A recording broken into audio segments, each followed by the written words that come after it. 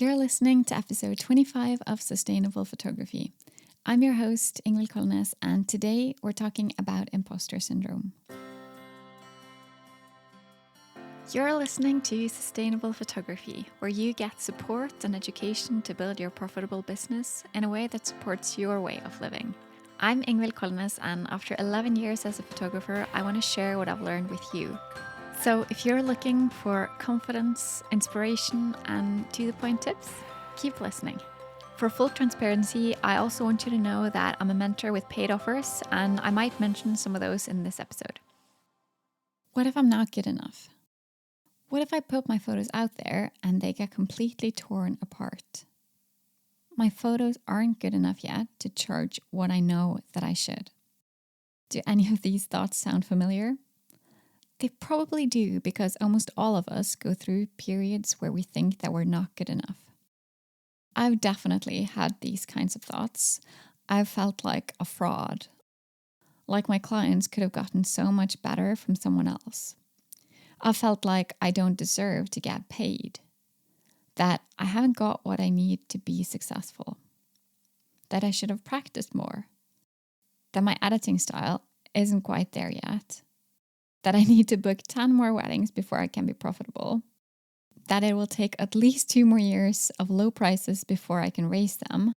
I've thought that I was too young to have higher prices. I kind of feel like I've been through it all, because it has been a long journey, but I do promise you that the feelings of not being good enough can go away, because you can build your confidence. I can still have those feelings of not being good enough. And when my clients send me lovely reviews, I usually cringe. And the negative thoughts come spiraling through. I can't read those good reviews and I can't reply to them. But for the most part, I feel like I am good enough and that my prices are worth it. Even though there might be better photographers out there, it's not really about that, because I don't have to compete with them. And neither do you. You just have to be the best version of yourself. I'm assuming that you've heard of imposter syndrome. It's when you doubt your skills and your talents or things that you've achieved and you feel like at any moment you're going to be exposed as a fraud. Like you don't belong where you are and you only got there due to luck. Despite that there's proof that shows that you're skilled and quite successful. Like you've got good client reviews, you've won awards, you got paid for what you do, and your photos have gotten published. There's actually a book written about imposter syndrome. It's called The Secret Thoughts of Successful Women by Valerie Young. In this book, she's identified 5 different kinds of imposter syndrome. I want to go through those and talk about how you can overcome imposter syndrome. First of all, you have perfectionists. These people have got extremely high expectations for themselves. And even when they meet 99% of their goals, they still feel like failures. Any small mistake will cause them to question themselves. They always think they could have done better, which means that they can't really succeed or move forward. And that's not productive or healthy. We have to learn to celebrate achievements to avoid burnout, to grow our confidence, and to be happy. The second type of perfectionists are so-called experts. The experts feel like they need to know every piece of information before they take on a new project. They're always looking for new certifications or courses to improve their skills. Or they maybe feel like they always have to have the newest camera model and the best equipment. Of course, you can always learn more, but you have to be careful not to procrastinate and use that to hold yourself back. You're worthy of having a successful business and still learn. You can ask for help, you can get a mentor and learn as you go, instead of waiting till you feel ready, because you might never feel that way. The third type that Valerie Young talks about is the natural genius. They feel like they have to make it on the first try. That if work or struggle is involved, they're not going to feel good enough. And often that's because they're used to things being easy for them. So when something isn't easy, they'll avoid doing it. Instead of thinking that you need to know everything before trying, maybe try to think of yourself as a work in progress. To accomplish great things, you need to learn and grow. The fourth type is the soloist. And the soloists feel like they have to do things on their own, and that asking for help means that they're a failure or a fraud. But if you really think about it, who can exist on their own? We all need each other, as cliche as that might sound. The final type is the super people. The super people work harder than those around them to prove that they're not imposters. They do this to cover their insecurities, which can result in harming their mental health and relationships. They often feel like they have to succeed in all areas of life, and they get stressed when they're not accomplishing something. An important thing to note is that no one should have more power to make you feel good about yourself than you. Does any of these 5 types feel familiar to you? Do you see yourself as a perfectionist, an expert, a natural genius, a soloist, or a super person? Actually, to be honest, I think I have a bit of all of them, but I'm not letting that stop me, and I hope you won't either. There's a lot more to say about imposter syndrome, and I also want you to know that I help talented and overwhelmed photographers like you to get back in touch with the artist that you know you want to be. You know, the kind that gets to work with their dream client without having to work too much.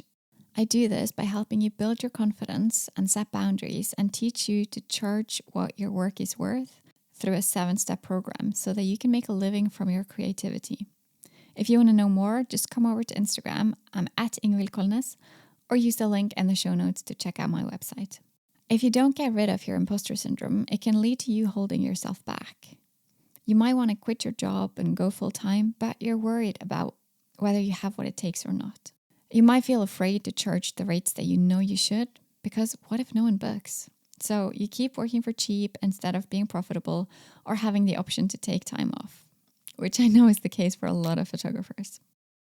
Imposter syndrome might also hold you back from trying new things and to go for what you want. Like maybe you feel like you want to dive into boudoir photography instead of doing all the things. You might also be worried about not being good enough, so you end up hiding and not taking up any space. And hiding is probably not going to get you enough business, because marketing is all about visibility. All this kind of ends up being a bit of a catch-22 where you're reinforcing your own fears. Because when you're not going for what you want, you can't prove to yourself that you're good enough to do it. Sometimes I've asked my followers on Instagram and in my Facebook group about what's holding them back from charging more, from quitting their job, or from going for that niche that they really want to dive into. And most of them say, especially the women, I don't think that I'm a good enough photographer. But I see your work and I see how talented you are. Your photography skills are not the issue. It's actually a mix of your mindset and your business skills. So you need to get rid of that imposter syndrome. But what can you do if you're struggling with this? What should your steps be to overcome the imposter syndrome? The first thing is awareness. You need to be aware that you're having these thoughts. You can acknowledge your thoughts by asking yourself what they mean and how you can turn them into positive thoughts. Also, remind yourself that the way you're feeling is totally normal. Try talking with your friends and your loved ones and let them know how you're feeling and let them offer you advice when you're feeling up for that. Remember that we all make mistakes and try to consider each mistake a learning opportunity. That everything we go through is meant for a reason and can teach us a valuable lesson if we let it. Try to be open to failure and use it to grow instead of using your fear as an excuse to hold yourself back. You should always try to be kind to yourself. Know that you have as much right to be wrong or have a bad day or make a mistake as anyone else. Treat yourself with as much kindness as you would your best friend. I think that's hard for many people. Asking for help can be one of the bravest things you can do for yourself. We all need a bit of support to move forward, and we need to trust in the fact that we deserve to receive that help and support. Actually, this is one of the things that having a mentor can help you with. Having a professional in your corner can do such wonders for your self-esteem and for the growth of your business. If you want to work with me, you can send me a DM on Instagram at Ingvild Kolnes, or you can check out the show notes for more information. I think I'm at point 7 now. You can visualize success and what that means to you, and just know that you deserve to receive it. Think deeply about what you want to achieve and then take the necessary steps towards it. Write down some affirmations to say to yourself. Set a reminder to actually say those things to yourself every single day. Know that sometimes you might feel out of place, but that doesn't mean that you are. Just because you have a feeling doesn't make it true. You have what it takes to succeed. And sometimes you just have to fake it till you make it.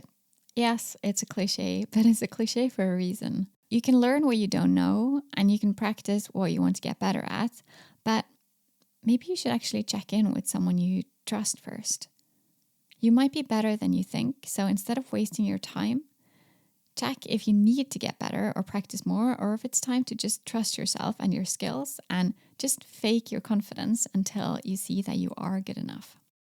Finally, you should always celebrate your success and your wins, no matter how big or small, and reward yourself with something that makes you feel good. Now, I want you to think about what you can do differently going forward to boost your mindset and feel better about yourself and get rid of that imposter syndrome. Thanks for listening to Sustainable Photography. Head over to Instagram at Ingvild Kolnes to tell me what you want future episodes to be all about. Check out the show notes over at ingvildkolnes.com/podcast. You can learn more about the Sustainable Photography program and sign up for the waitlist there. To get more of this content, make sure you subscribe to the podcast and leave a review. Your support makes all the difference. Talk soon.